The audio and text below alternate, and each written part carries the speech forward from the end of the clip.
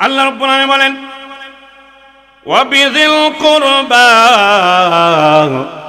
আল্লাহ বলেন আত্মীয় স্বজনের হক আদায় করা। করব তো ইনশাআল্লাহ, করবনি। মা বাবার সাথে নেক আচরণ করবনি। 3 নম্বরে আসেন ওয়াল ইয়াতামা, ইয়তীম। নাবালিক অবস্থায় বাবা মারা গেলে সন্তানকে বলা হয় এতিম। কি বলা হয়? ছোট কালে একটা গাবি যদি মারা যায় বাচ্চা রেখে, ওই বাচ্চাটাকেও বলা হয় এতিম। তাফসীর কিতাবে লেখেন এক বাগানের মধ্যে সকল বা গাছগুলি হলো আপেল গাছ, একটা মাত্র হলো আঙ্গুর গাছ, তার সজাতি গাছ নেই। কোরআনের ভাষায়, তাফসীরের ভাষায় ওই আঙ্গুর গাছটা যেহেতু একা, সেও এই বাগানের মধ্যে এতিম আছে, অসহায়। আল্লাহু আকবার। আল্লাহ বলেন ইয়াতীমের হক আদায় করো। ফাম্মাল ইয়াতীমা ফালা তাকহারু, ইয়াতীমকে ধমক দিও না, কষ্ট দিও না, ঝিরিক দিও না। ইয়াতীমের হক লন্ঠন করে খাইবা না, বক্ষণ করবা না। ইয়াতীম কি সেবা করো, লালন পালন করো, ইয়াতীমের সম্পদ হেফাজত রাখবা। আল্লাহ নবী বলেন আন সাহাল ইবনে সাদ রাদিয়াল্লাহু তাআলা আনহু قال رسول الله صلى الله عليه وسلم أنا وكافل اليتيم في الجنة هكذا وأشار بالسبابة والوسطى وفرج بينهما। আল্লাহ নবী বলেন উম্মতরি ভালো করে শোনো, আমি আবার এতিম এত কাছাকাছি, শাহাদত আঙ্গুল আর মধ্যমা আঙ্গুল যেভাবে কাছে না দূরে, কয়শো কিলোমিটার দূরে, এটা শাহাদত আঙ্গুল, এটার মধ্যমা আঙ্গুল উস্তা। আল্লাহ হাবিব বলেন শাহাদত আঙ্গুল আর উস্তা আঙ্গুল, মধ্যমা আঙ্গুল যত কাছে, যত কাছে। ওয়া আশারা বিসাব্বাবাতি ওয়াল উস্তা ওয়া ফাররাজা বাইনাহুমা, নবীজি বলেন সামান্য একটু ফাঁক করলাম, সামান্য একটু ফাঁক করলেন। নবীজি বললেন এতটুকু কাছে, বেশি দূরে নয়, আমি আর এতিম। সুবহানাল্লাহ। এই জন্য এতিমকে যে মহব্বত করলো, আমি রাসূলকে মহব্বত করলো, এতিমকে যে লালন পালন করবে, এতিমের হক রক্ষা করবে, আমি মুহাম্মাদুর রাসূলুল্লাহ রহমাতুল আলামিনের সাথে জান্নাতি হবে। সুবহানাল্লাহ। আল্লাহ তাআলার হুকুম আহকামকে মেনে চলা, কোন ফরজ ওয়াজিব সুন্নত বাদ না দেওয়া, তরক না করা। অন্যদিকে আল্লাহর সাথে তিনভাবে অংশীদার না করা, শরীক না করা। আল্লাহ পাকের জাতের দিকে শরীক না করা।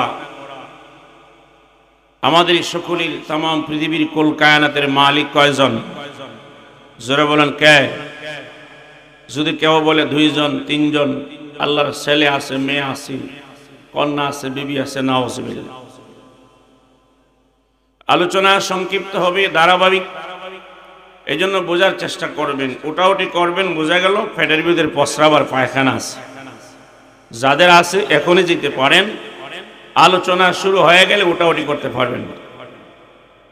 কারণ কি? জরুরত না হলে শয়তানে কয় তোর তো জরুরত আছে, চা খা, পান খা, বাথরুমে যা, হাঁটাহাঁটি কর, কত বসবে। বসলে যে বান্দার লাভ হবে, শয়তান বরদাস্ত করতে পারে না। জোরে বল ঠিক খেয়ে রাস্তা দাঁড়িয়ে তর্ক কর, বিচার কর, মরল বন, ঝগড়া ফাসাদ কর। এই মাহফিলের বাজারে যা, এখানে গেলে অনেক মানুষ দেখতে পারবে, কত জাতের মানুষ এখানে আছে, ওইখানে যা, কিনলে কি মৌলবীরা কথা শুনস। শয়তান এদের পিছনে কাজ করে। এই জন্য শয়তানকে লাথি মেরে কোরআনের বাগানে সকলে বসতে এবং কথাগুলি শুনতে রাজি আছেন তো ইনশাআল্লাহ? একটা হাত দোকান তো জিতা মানুষের মধ্যে হাত উঠান। নারায়ে তাকবীর, নারায়ে তাকবীর। আল্লাহ আমাদের সকলকে কোরআনের বাগানে যেন মঞ্জুর করে, সকলেই বলে আমিন।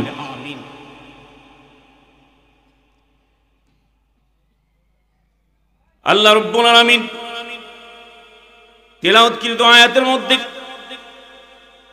2 প্রকারের বিধান আল্লাহ রাব্বুল আলামিন ন্যস্ত করেছেন। এটা হলো, একটা হলো আল্লাহর হক, আল্লাহর কোনো হুকুম ছাড়া যাবে না, আল্লাহর সাথে কাউকে অংশীদার বানানো যাবে না। 2 নম্বর হলো শুধু আল্লাহর গোলামি করলে হবে না, কোনো মাখলুকের হক নষ্ট করা যাবে না। ঠিক না? নামাজ পড়ে কপালে কালো দাগ লাগাইলেন আর হক মেরে খাইলেন, ভাইয়ের হক, বোনের হক। গীবত করলেন, চগুলখুরি করলেন, মিথ্যা সাক্ষী কোর্টে 500 টাকার জন্য দিলাম, এই নামাজে কোনো কাজ হবে না। জোরে বল ঠিক না? হ্যাঁ মুসলমান ভাইরা, গুরুত্বপূর্ণ হক কোরআন আর হাদিসের দৃষ্টি দিয়ে পাওয়া যায় 2 প্রকারের, হকুল আর হকুল ইবাদ। আরেকটা হক আছে হকুল ইবাদের, যাকে হকুল মাখলুক বলা হয়। হকুল মাখলুক সৃষ্টির হক। মানুষের যেভাবে হক আছে, আপনার বাড়ির গৃহপালিত পশু উর্দুম্বা, বেড়া, বকরি, ছাগল, হাঁস, মুরগিরও হক আছে, বিড়ালের হক আছে। আপনার বাড়িতে পাহারাদারি করে কুকুর, সেই কুকুরের হক আছে।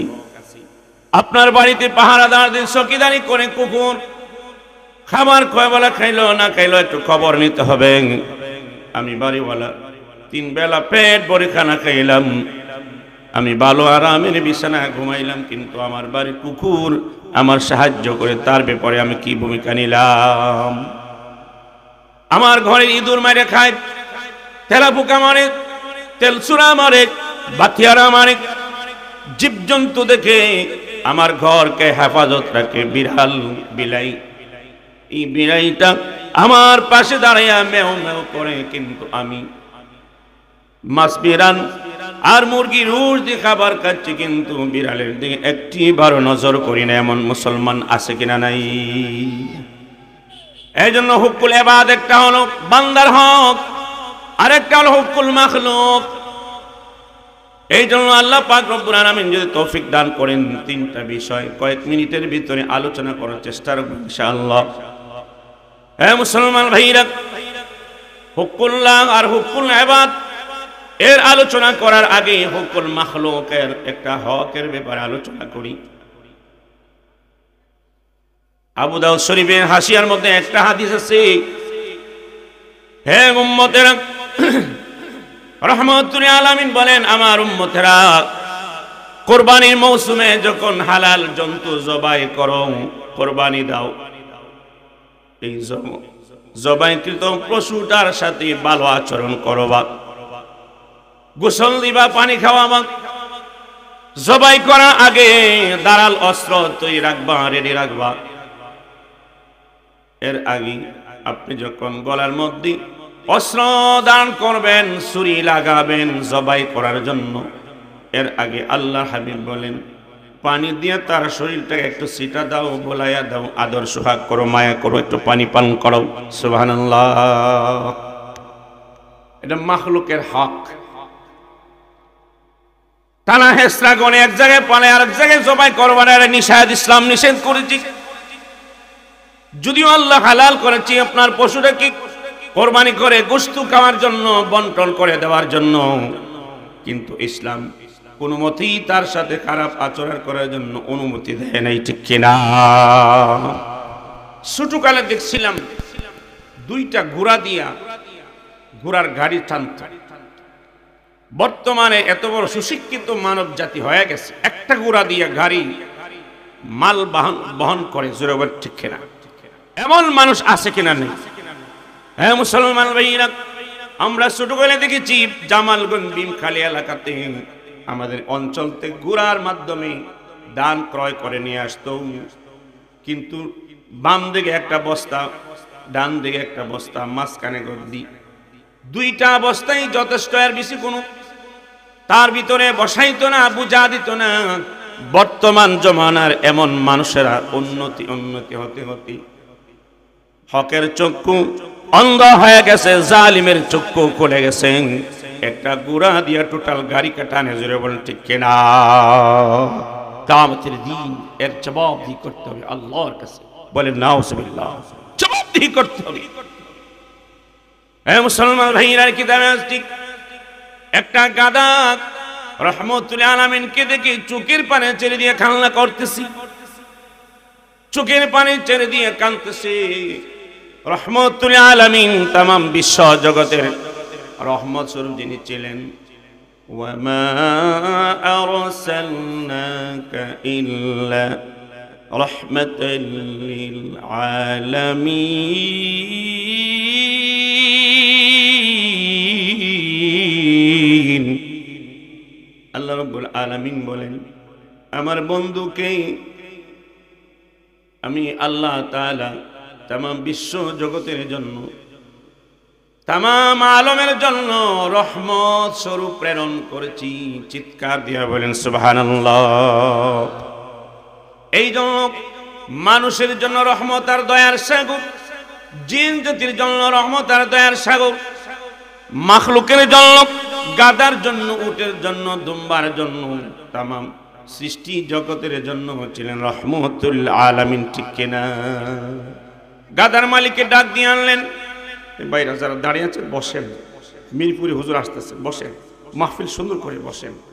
উনিও তো কোরআনে আলোচনা করবে, আমরা তো করব, বসেন বসেন কেন বলতে হয়? আর ঝামেলা করে। হ্যাঁ মুসলমান ভাই, ওই গাদার মালিককে ডাক দিলেন, ডাক দিয়া বললেন, হে আমার ভাই শোনো, তুমি কি এই গাদার মালিক? বলে হ্যাঁ আমি এই গাদার মালিক। বলে তুমি কি এই গাদা কি বাড়ি বোঝা বহন করো, অতিরিক্ত মাল বহন করো, এবং ঠিক মতো কি খানা খাওয়াও নাই, গোসল দেওয়াও নাই, আরাম করা দেও নাই? মালিক কোনো জবাব দেয় না। রহমতুল আলামিন বললেন, হে গাদার মালিক, জেনে রাখো, এই গাদার উপরে যদি অতিরিক্ত মাল বহন করাও, আর তাকে ঠিক মতো খাবার দাও না, পানি দাও না, সেবা করো না, কাল কিয়ামতের দিন আল্লাহর আদালতে আসামির কাঠগড়ায় দাঁড়াতে হবে। ও মুসলমান ভাইরা আমার, এই জন্য এটা হলো মাখলুকের হক। রাস্তা দিয়ে হাঁটতেছেন, রাস্তার পাশে গাছের পাতা লতাগুলি দাঁড়ায় আছে, রাস্তার পাশে গাছ থাকে না? আল্লাহর নবী বলেন, হে আমার উম্মত, বিনা কারণে একটা গাছের পাতা পর্যন্ত ছিঁড়বা না। কেননা ইউসাব্বিহু লিল্লাহি মা ফিস সামাওয়াতি ওয়াল আরদ, মহাশূন্যে, সাত আসমানে আর জমিনে যা কিছু আছে আল্লাহর তাসবিহ তাহলিল করে, আল্লাহর জিকির করে, আল্লাহর গোলামি করে। বিনা কারণে একটা গাছের পাতা ছিঁড়বা না। কারণ সারা গাছের পাতা যদি ছিঁড়ে ফেলাও, এর কারণেও মহান আল্লাহর সামনে আসামির কাঠগড়ায় দাঁড়াতে হবে। নাউজুবিল্লাহ। হে মুসলমান ভাইরা, এই জন্য মাখলুকের ব্যাপারে কিছু বললাম, সময় কম, বিস্তারিত বলার সময় নাই। হকুল্লাহ আর হকুল ইবাদ। হকুল্লাহ, আল্লাহর হক দুই প্রকারের। একটা হলো আল্লাহ তাআলার সাথে অংশীদার করা যাবে না, এক খোদা, দুই খোদা, তিন খোদা বলা যাবে না, কোন শরীক নাই। এক আল্লাহ, লা ইলাহা ইল্লাল্লাহ, আল্লাহ ছাড়া কোনো মাবুদ নাই। আশহাদু আল্লা ইলাহা ইল্লাল্লাহ ওয়াহদাহু লা শারীকা লাহ, আমি সাক্ষ্য দিতেছি যে আল্লাহ তাআলা ব্যতীত ইবাদতের উপযুক্ত আর কোনো মাবুদ নাই, উপযুক্ত নাই, তার সাথে কোনো অংশীদার নাই, তিনি এক, তিনি এক। আবার সাক্ষ্য দিচ্ছি যে হযরত মুহাম্মদ মুস্তাফা সাল্লাল্লাহু আলাইহি ওয়াসাল্লাম আল্লাহ তাআলার বান্দা এবং প্রেরিত রাসূল। সুবহানাল্লাহ। কালেমা তৈয়বা শাহাদাত জানিনি, আমরা মুখস্থ করছি, অর্থ মুখস্থ করতে হবে। কেউ কেউ বলেন কালেমা তৈয়বা শাহাদাত অর্থ সহ মুখস্থ করে কালেমা বুঝতে হবে, কালেমার মতো জীবনকে গঠন করতে হবে। কালে হুনিয়া মুসলমান, দেখা দেখি মুসলমান, হুজুরা সব বানাই লিখেছে, টাকা রুজি করে, কত টাকা রুজি করে। তুমি একজন হুজুর বানায় দেখো, লাও এই কি বলে এদিকে, এই বর্ডারের সাইড একটা নদী আছে না, আরে না লাউরে গন্ডা,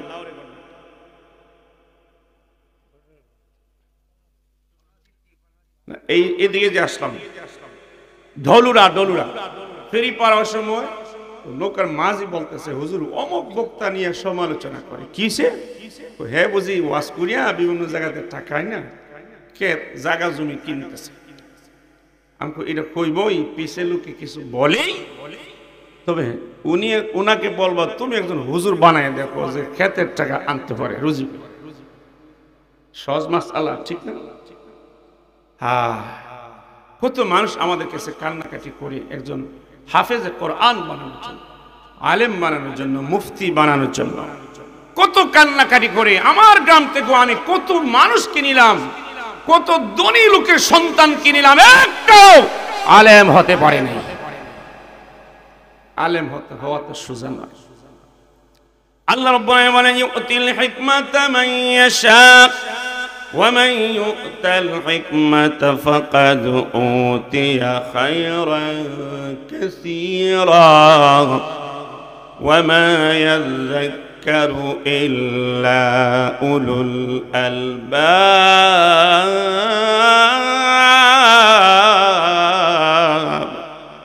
আল্লাহ রাব্বুল আলামিন বলেন, যাকে ইচ্ছা তাকে আল্লাহ কোরআন হাদিসের ইলম দান করেন। যেই কোরআন হাদিসের ইলম প্রাপ্ত হলো সে সবচেয়ে বড় কল্যাণকরের মালিক হলো। সুবহানাল্লাহ।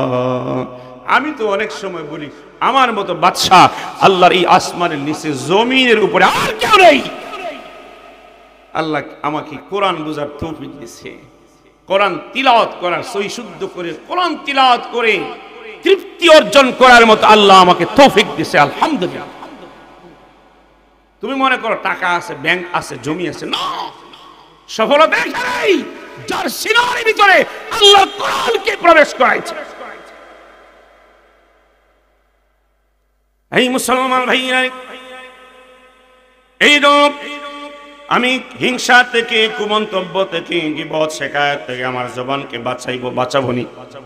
এটা আনুষঙ্গিক কথা বললাম। তাই আল্লাহর সাথে কাউকে শরীক করা যাবে না, অংশীদার করা যাবে না। 2 নম্বরে হলো আল্লাহ রাব্বুল আলামিনের ইবাদত বندگی করতে হবে। 3 নম্বরে বলা হয়েছে ওয়া বিল ওয়ালিদাইনি ইহসানা। তো মজার আয়াত তিলাওয়াত করছিলাম, 2 ঘন্টার সময় পেলে কানতে কানতে মাঠ থেকে বাইরে হওয়া লাগছে। তো মজার আয়াত তিলাওয়াত করছি, সময় হাতে নাই, যেহেতু বিরিয়ানি সামনে থাকলে শুটকি খেতে মনে চাইবনি। হ্যাঁ, বিরিয়ানি সামনে আসছে, কিছুক্ষণের ভিতরে বিরিয়ানি আসবে, এজন্য বিরিয়ানি খাওয়ার প্রয়োজন আছে কিনা নাই? যারা রাস্তাঘাটে আসো, দোকানপাটে আর বক বক করতেছে, চলে আসো, অনুরোধ জানাই দয়া করে কোরআনের মাহফিলে চলে আসেন। হ্যাঁ মুসলমান ভাইরা আমার, 2 নম্বর হক হলো হুকুল ইবাদের ব্যাপারে, বান্দার হকের ব্যাপারে। বান্দার হকের মধ্যে সর্বোত্তম হক হলো মা বাবার সাথে নেক আচরণ করা। সন্তানকে আল্লাহ হুকুম করেছেন মার সাথে বাবার সাথে নেক আচরণ করার জন্য। সন্তানের পক্ষ থেকে মা আর বাবার যত প্রয়োজন আছে সবগুলি মার জন্য বাবার জন্য ফ্রি করে দিবি। আমান্না ওয়া সাল্লামনা, নত শিরে সব সময় শতভাগ মা বাবার জন্য খেদমতে সদা নিয়োগ থাকবি, নিজেকে কোরবান করবে সন্তানেরা। সুবহানাল্লাহ। এ কথা কে বলেছে? কোনো যুক্তি নাই, উক্তি নাই, কোনো প্রশ্ন নাই, কোনো আপত্তি নাই। সন্তানের জন্য মা বাবা কত বড় শ্রদ্ধার পাত্র। আল্লাহ রাব্বুল আলামিনের হাবিব বলেন, রিদার রাbb ফি রিদাল ওয়ালিদাইন ওয়া সাখাতুর রাব্বি ফি সাখাতিল ওয়ালিদাইন। আল্লাহর হাবিব বলেন, মা বাবা সন্তুষ্ট যদি থাকে আমার মহান আল্লাহ খুশি থাকে। সুবহানাল্লাহ। এজরকন সুবহানাল্লাহ। কে খুশি থাকলেন? আল্লাহ না? কতই বুঝে নেই। মাতা পিতা সন্তুষ্ট যদি থাকে সন্তানের উপরে, কার উপরে বলেন? নিজের সন্তানের উপরে। মার বাবা যদি সর্বধরনের আচরণের উপরে খুশ থাকি, আল্লাহর হাবিব বলেন, রহমতুল আলামিন বলেন, উম্মত রে, মহান আল্লাহ তোমার উপরে খুশি হয়ে যাবি। ওয়াসাখতু রাব্বি ফি সাখতিল ওয়ালিদাইন, তোমার মা বাবা যদি অসন্তুষ্ট থাকে, বেজার থাকে, মহান আল্লাহ তোর উপরে বেজার। নাউজুবিল্লাহ। এই জন্য সন্তানের কাছে মা বাবার কি হক আছে? আল্লাহ নবী বলেন, সন্তানের জন্য মা বাবার কাছে কি পাওনা বলতেছেন? আল্লাহ হাবিব বলেন, সন্তান মা বাবার মাধ্যমে জান্নাত কামাই করবে নতুবা জাহান্নাম। নাউজুবিল্লাহ। জান্নাত কামাই করবে নতুবা জাহান্নাম। যদি মা বাবার সাথে নেক আমল করে, নেক আচরণ করে, ভালো ব্যবহার করে, ওই সন্তান জান্নাত লাভ করবে। যদি মা বাবার সাথে নেক আচরণ করে না, খেদমত করে না রে, ওই সন্তান এর বিনিময়ে মাকে বেজার করার কারণে, কষ্ট দেওয়ার কারণে তাহার জন্য ঠিকানা হবে জাহান্নাম। নাউজুবিল্লাহ। হে মুসলমান ভাইরা রে, মা বাবার হকের ব্যাপারে অনেক আলোচনা হয়। এই জন্য 3 নম্বর হকের কথা বলেছেন, এটা হুকুল ইবাদ ওয়া বিযিল কুরবা। আল্লাহ রাব্বুল বলেন, আত্মীয় স্বজনের হক আদায় করবি। কার হক আদায় করবি? আত্মীয় স্বজনের হক আদায় করবি। আল্লাহ রাব্বুল আলামিন অন্য আয়াতে বলেন, ওয়াতি কুল্লাযী হাক্কিন হাক্কাহু ওয়াতি যাল কুরবা হাক্কাহু। আল্লাহ রাব্বুল আলামিন বলেন, তোমার আত্মীয় স্বজনের তার পাওনা মতো যা আছে, হক যা আছে, সেগুলি আদায় করো। রহমতুল আলামিন আম্মা জান আয়েশা সিদ্দিকাকে বললেন, বিবি গো, তোমার ঘরে 9 জন থেকে 11 জন বিবি আছি। আয়েশা, তুমি আমার স্ত্রী, আরো অনেক স্ত্রীরা আছি। ওয়াতি কুল্লাযী হাক্কিন হাক্কাহু। আয়েশা রে, আমি বাজার থেকে কেনাকাটা করে যা ক্রয় করে তোমাদের কাছে রাখি। আয়েশা, তিলে তিলে জররা জররা করে হিসাব করে প্রত্যেককে সমান করে বন্টন করে দিয়ে দাও। আল্লাহু আকবার। যদি ব্যতিক্রম করে আয়েশা, আল্লাহর আদালতে ধরা খাইবা, আল্লাহর কাছে জবাবদিহি করতে পারবা না। হে মুসলমান ভাইরা আমার, আমাদের সমাজে মেয়ে সন্তান হিসেবে জন্ম নিবে। মেয়ে সন্তান যদি জন্ম নেয়, সে কপাল পোড়া হয়ে যায়, হতভাগা হয়। আসলে ইসলাম সন্তান ছেলে হোক আর মেয়ে হোক, মা বাবার কাছে সমান। জোরে বলেন ঠিক কিনা? বর্ণনায় আছে যে ঘরে কন্যা সন্তান আছে, বাকি যে সবগুলি পুরুষের রিজেকের ব্যবস্থা এই ঘরে এই কন্যা সন্তানের কারণে আল্লাহ নাজিল করেন। সুবহানাল্লাহ। এই জন্য প্রত্যেকটা ঘরের জন্য একটা কন্যা সন্তান হলো নিয়ামত। কি বলছি? নিয়ামত। এই কন্যা সন্তানের মা বাবা, তোমার কন্যা সন্তান আছে, ছেলে সন্তান নাই, মন খারাপ করবে না। একটা মেয়ে সন্তান যদি হয়, দিন শিখায়া বিয়ে দিতে পারো। আল্লাহ রাব্বুল আলামিন তোমার জন্য যে পরিমাণ আমল ওয়ালা হও নাই কেন, যদি ঈমান থাকে রে, আল্লাহ পাক তোর মেয়ে সন্তানের জন্য একটা জান্নাত আল্লাহ তৈরি করবি।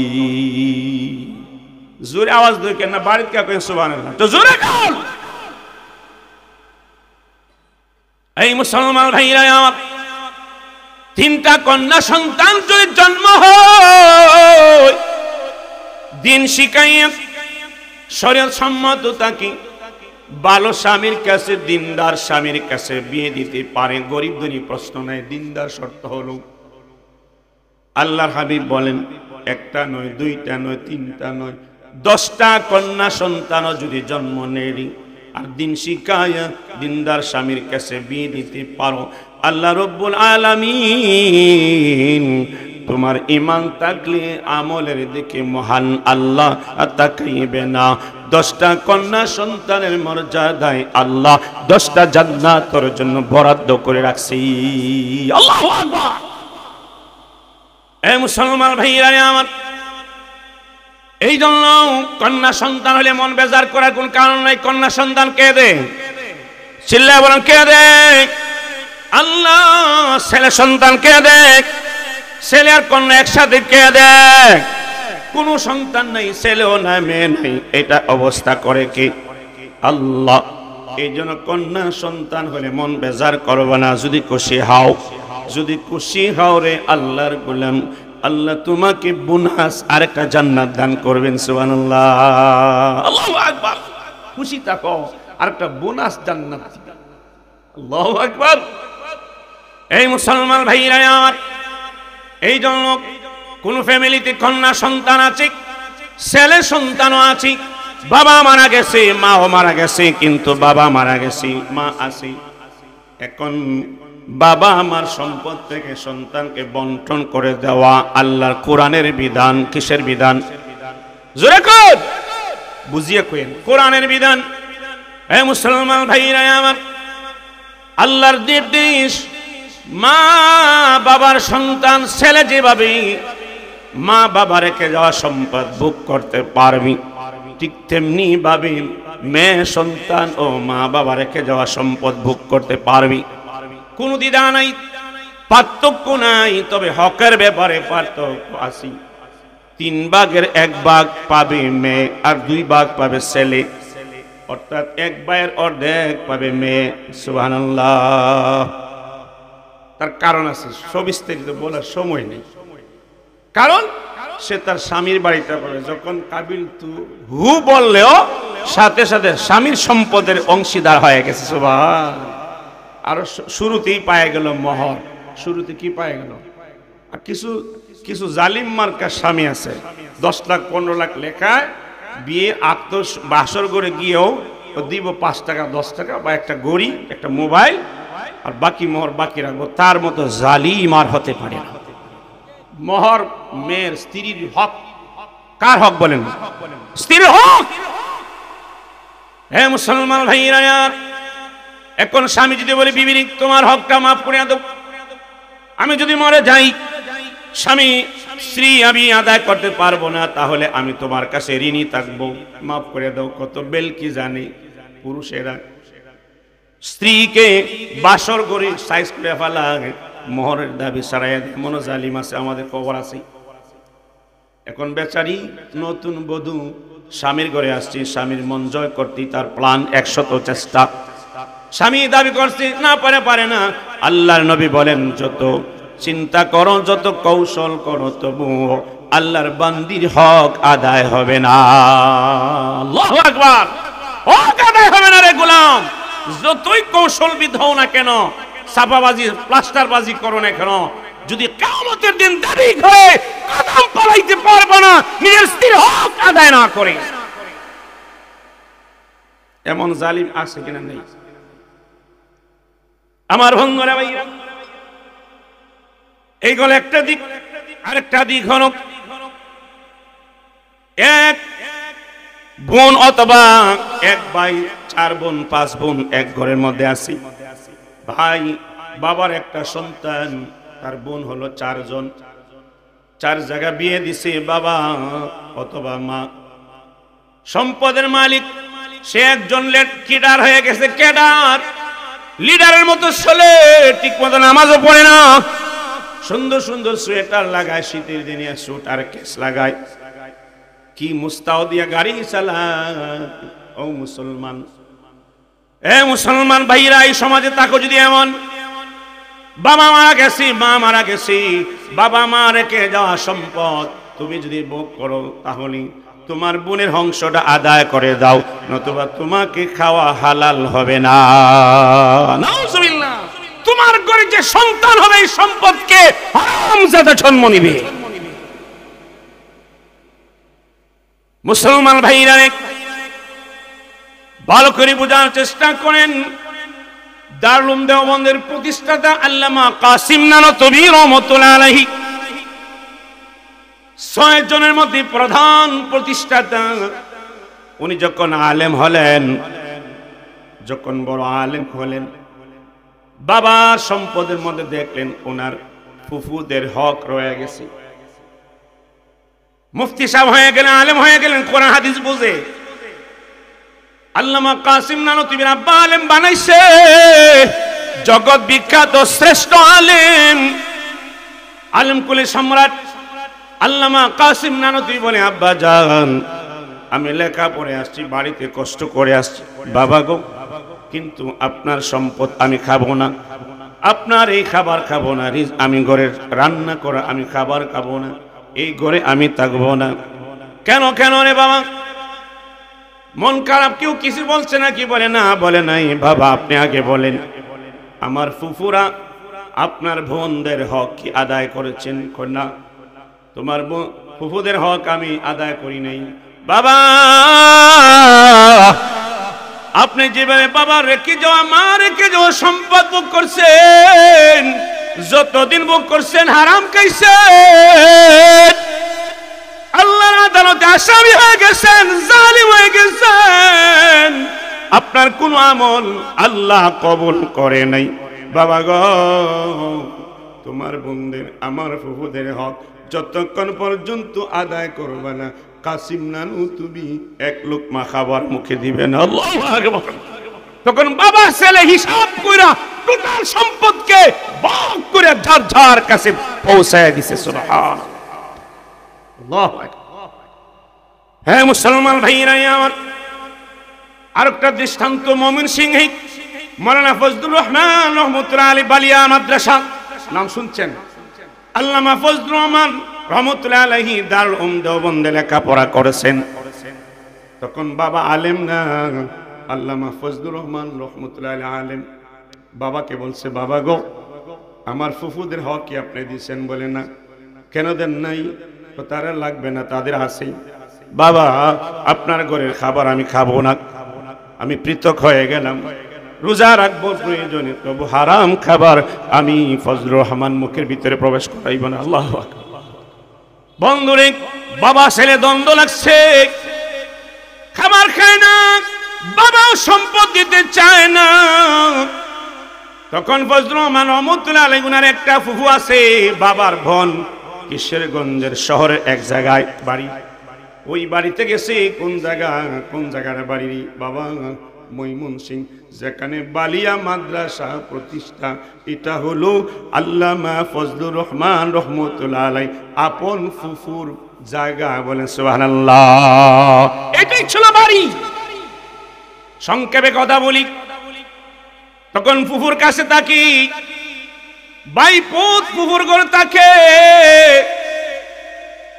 ফুফু মন খারাপ করবেন না, এই জগতে যদি আমার বাবা আপনার সম্পদের হক আদায় না করি, কাল কিয়ামতের দিন আসামির কাঠগড়ায় দাঁড়াতে হবে, জবাবদিহি করতে হবে।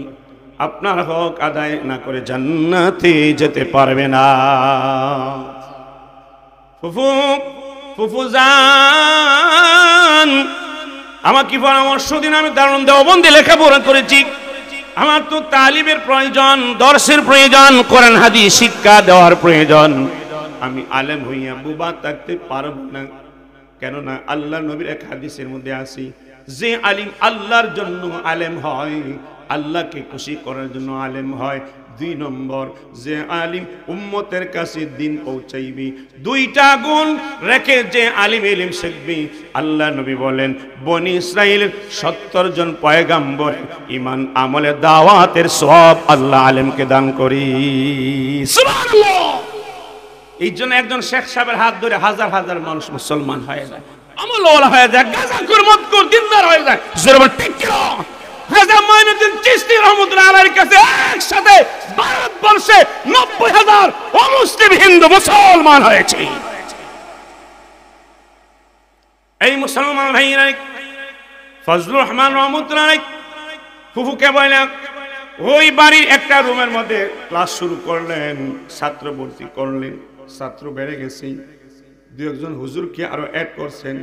হুজুরকে বলছে আপনারা টাকা পয়সা নিজে কালেকশন করে নেবেন, কিন্তু বেতন দেওয়া যাবে না।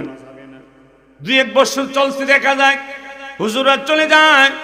এখন কি করবে? এখন দারুন দেওবন্দে যোগাযোগ করছে, আবার ভারতে চলে গেছে।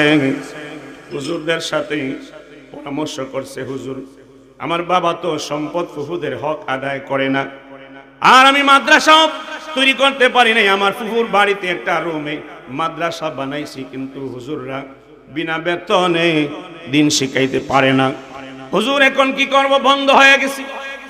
তখন উস্তাদরা বললেন তুমি দারুন দেওবন্দে 2 বছর থাকো। তখন আধ্যাত্মিকতার তসুফতের মেহনত করাইলেন, আর ইমানের পাওয়ার বাড়ায় দিলেন, তাওয়াজ্জু দিয়া দিলেন। বললেন ফজলুর রহমান তুমি আমি এবার বাড়িতে যাও, তোমার ফুফুর বাড়িতে গিয়ে আবার কোরআনের 10 শুরু করে দাও। সুবহানাল্লাহ। আবার শুরু হয়ে গেল।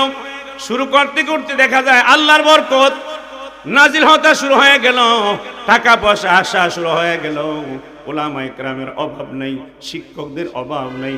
এবার ফুফু বলতেছে বাবা রে আমিও থাকবো, আর মাদ্রাসা চলবে এটা হবে না।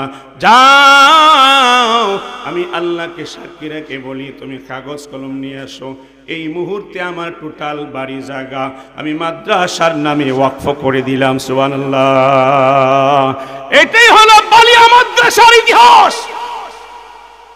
মুসলমান হক যদি জিন্দা খায় পৃথিবীতে একমাত্র চমৎকার দৃশ্য দেখাতে পারে উলামায়ে হক্কানি, ঠিক কিনা? দরবারে কিছু আলিম আছে, সরকারের লগে লগে সরকারের সাথে থাকবে, সুবিধা অর্জন করবে, বড় চাকরি পাবে, আর নিজের স্বার্থ উদ্ধার করবে। এমন দরবারে আলেম শুধু বর্তমান বাংলাদেশে না, প্রত্যেক সম্রাটের সময়ই ছিল। জোরবল ঠিক কিনা? ওরা কোন মানুষ? হিন্দু, কাফির, মুসলিম, অমুসলিম নয়, এরা মুসলমানদের এক তবকার মানুষ। এরা কোরআন হাদিস পড়েছে, কিন্তু সরকারের পূজা করে দুনিয়ার স্বার্থের জন্য ঈমানকে বিক্রি করে মুনাফিকের দফতরে নাম লিখে দিয়েছে। কাফেররা যেভাবে ইসলামের ক্ষতি করে তার চেয়ে বেশি করে নামদারি মুসলমান। জোরবল ঠিক কিনা? হে মুসলমান ভাইরা, এই জন্য আমি বলি আল্লাহ রাব্বুল আলামিন বলেন ওয়াবিযিল কুরবা, আল্লাহ বলেন আত্মীয় স্বজনের হক আদায় করা। করব তো ইনশাআল্লাহ, করবনি। মা বাবার সাথে নেক আচরণ করবনি। 3 নম্বরে আসেন ওয়াল ইয়াতামা, ইয়তীম। নাবালিক অবস্থায় বাবা মারা গেলে সন্তানকে বলা হয় এতিম। কি বলা হয়? ছোট কালে একটা গাবি যদি মারা যায় বাচ্চা রেখে, ওই বাচ্চাটাকেও বলা হয় এতিম। তাফসীর কিতাবে লেখেন এক বাগানের মধ্যে সকল গাছগুলি হলো আপেল গাছ, একটা মাত্র হলো আঙ্গুর গাছ, তার সজাতি গাছ নেই। কোরআনের ভাষায়, তাফসীরের ভাষায় ওই আঙ্গুর গাছটা যেহেতু একা, সেও এই বাগানের মধ্যে এতিম আছে, অসহায়। আল্লাহু আকবার। আল্লাহ বলেন ইয়াতীমের হক আদায় করো।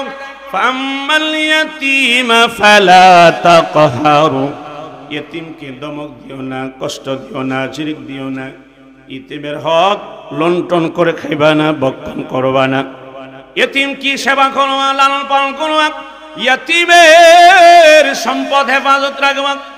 আল্লাহ নবী বলেন আন সাহাল ইবনে সাদ রাদিয়াল্লাহু তাআলা আনহু قال رسول الله صلى الله عليه وسلم أنا وكافل اليتيم في الجنة هكذا وأشار بالسبابة والوسطى وفرج بينهما। আল্লাহ নবী বলেন উম্মতরি ভালো করে শোনো, আমি আবার এতিম এত কাছাকাছি, শাহাদত আঙ্গুল আর মধ্যমা আঙ্গুল যেভাবে কাছে না দূরে, কয়শো কিলোমিটার দূরে, এটা শাহাদত আঙ্গুল, এটার মধ্যমা আঙ্গুল উস্তা। আল্লাহ হাবিব বলেন শাহাদত আঙ্গুল আর উস্তা আঙ্গুল মধ্যমা আঙ্গুল যত কাছে, যত কাছে, ওয়া আশারা বিসাব্বাবাতি ওয়াল উস্তা ওয়া ফাররাজা বাইনাহুমা, নবীজি বলেন সামান্য একটু ফাঁক করলাম, সামান্য একটু ফাঁক করলেন। নবীজি বললেন এতটুকু কাছে, বেশি দূরে নয়, আমি আর এতিম। সুবহানাল্লাহ। এই জন্য এতিমকে যে মহব্বত করলো, আমি রাসূলকে মহব্বত করলো, এতিমকে যে লালন পালন করবে, এতিমের হক রক্ষা করবে, আমি মুহাম্মাদুর রাসূলুল্লাহ রহমাতুল আলামিনের সাথে জান্নাতি হবে। সুবহানাল্লাহ। জান্নাতে যাবে, কোন ব্যবধান থাকবে না, দুইটা আঙ্গুল যেভাবে সামান্য একটু ভাগ থাকবে, তেমন তাহাউত ওই এতিমকে সেবাকারী, এতিমের মাল হেফাজতকারী নবী রাসূলের সাথে জান্নাতে থাকবে। সুবহান। এতিম আসেনি সমাজে? হ্যাঁ আসেনি? খবরদার বুক করবেন না। খাইবেন মানে আগুন ঢুকাইবেন, দুনিয়ার আগুন না, জাহান্নামের আগুন। যে এতিমের মাল খাবি, অন্যায়ভাবে হারাম মাল পেটে ঢুকাবে, সে আর দুনিয়ার আগুন নয়, জাহান্নামের আগুন ঢুকাবে। হে মুসলমান ভাইরা আমার, এরপরে একটা বিধান, ওয়াল মাসাকিন, মিসকিনদের হক আদায় করবি, মিসকিনদের হক আদায় করবি। قال رسول الله صلى الله عليه وسلم السعي على الأرملة والمسكين كالمجاهد في سبيل الله। আল্লাহর হাবিব বলেন, যেই স্বামী, যেই মহিলার স্বামী মারা গেছে, বিধবা হয়ে গেছে, অসহায় হয়ে গেছি, ওই মহিলার যারা অন্য মানুষ কি করবে, খেয়াল করবি, নজরদারি করবি, টাকা পয়সা এবং টাকা খাওয়ার ব্যবস্থার জন্য সহযোগিতা করবি, মিসকিনদেরকে সাহায্য করবে, এই যে চেষ্টা চালিয়ে যাবে, বিধবা নারী এবং দারিদ্র মানুষের যে চেষ্টা করবি, সুখে খাওয়ার জন্য, চলার জন্য, কাপড় পিনার জন্য, পেটে খাবার দেওয়ার জন্য, নবী বলেন এই চেষ্টা বিধবা নারীর পিছনে না, এই মিসকিনদের পিছনে না, সে যেন আল্লাহর রাস্তায় জিহাদ নেমে গেছে। সুবহানাল্লাহ। আও কাল্লাযী ইয়াসুমুন নাহার, আল্লাহ নবী বলেন অথবা সে যেন সারা রাত্রি আল্লাহর কুদরতি পায়ে দাঁড়ায় গোলামি করে আর সারা দিন রোজা রাখে। ও মুসলমান, এই জন্য অসহায় বিধবা মিসকিনদেরকে যারা সাহায্য করবে, তারা আল্লাহর তৈরি জান্নাতের মালিক হবে। সুবহানাল্লাহ। এই জন্য ভাই মিসকিনদের হক আদায় করবো তো ইনশাআল্লাহ, করবো তো ইনশাআল্লাহ। একদল জাহান্নামীকে প্রশ্ন করা হয়, জাহান্নামে তোমরা কেন জাহান্নামে এসেছ, কেন এসেছ? তখন উত্তর দিবি, ক্বালু লাম নাকু মিনাল মুসাল্লিন, আমরা নামাজ পড়ি নাই, নামাজি ছিলাম না, ওয়ালাম নাকু নুতঈমুল মিসকিন, মিসকিনদেরকে খেতে দেই নাই, মিসকিনদেরকে খেতে দেই নাই। মিসকিনদেরকে যা খাওয়াইবে না, খেয়াল করবে না, নিজে পেট ভরে খাবি, মিসকিন দারিদ্র মানুষদেরকে খেয়াল করবে না। আল্লাহ বলেন জাহান্নামে যাওয়ার এর একটা কারণ, নাউজুবিল্লাহ। এই জন্য মুসলমান ভাইরা, ওয়ালা তুআমিল মিসকিন, অন্য আয়াতে আল্লাহ বলে ওয়ালা ইয়াহুযু আলা তুআমিল মিসকিন।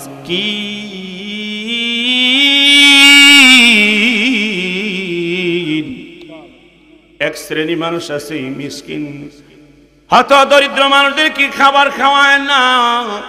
আরেক দল মানুষ আছে খাওয়ায় তো খাওয়ায়ও না, এমনকি অন্য মানুষের তৌফিক আছে, তাকে উৎসাহিত করে না, তোমার তৌফিক আছে, তুমি মিসকিনদের খাবারের ব্যবস্থা করো, গরিবদের দিকে তুমি খেয়াল করো রে, এই কথাটাও বলে না। আল্লাহ বলেন এর মতো নিমক হারাম আমার এই জমিনে নাই, তার জন্য জাহান্নাম তৈরি করা হয়েছে। নাউজুবিল্লাহ। মিসকিনদের খাওয়াবো তো ইনশাআল্লাহ, খাওয়াবো তো ইনশাআল্লাহ। এই জন্য মুসলমান ভাইরা আমার, এত সুন্দর আলোচনা ওয়াল জারি যিল কুরবা ওয়াল জারিল জুনুবি ওয়াস সাহিবি বিল জামবি ওয়া ইবনিস সাবিল। 2 নম্বরে হলো, এরপরে আল্লাহ বলেন ওয়াল জারি যিল কুরবা, প্রতিবেশীর হক আদায় করা। প্রতিবেশীর হক আদায় করা। প্রতিবেশীর কয় প্রকারের? এক প্রকারের প্রতিবেশী হলো ও মুসলিম, অমুসলিম, মুসলমান না, সে আপনার পাশে বসবাস করে। বুঝার চেষ্টা করেন।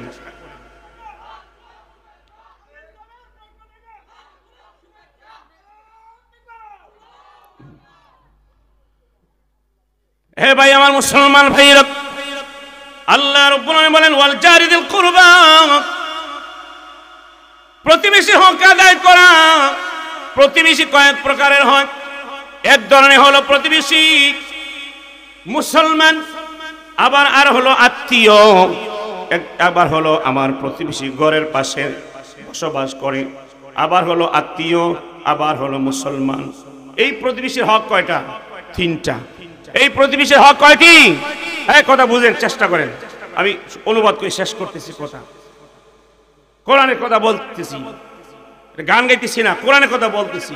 কোরআনে আলোচনার সময় আদব হলো চুপ থাকা, কান দিয়ে শোনা। হে মুসলমান ভাই, প্রতিবেশী এক ধরনের প্রতিবেশী হলো তার 3টা হক।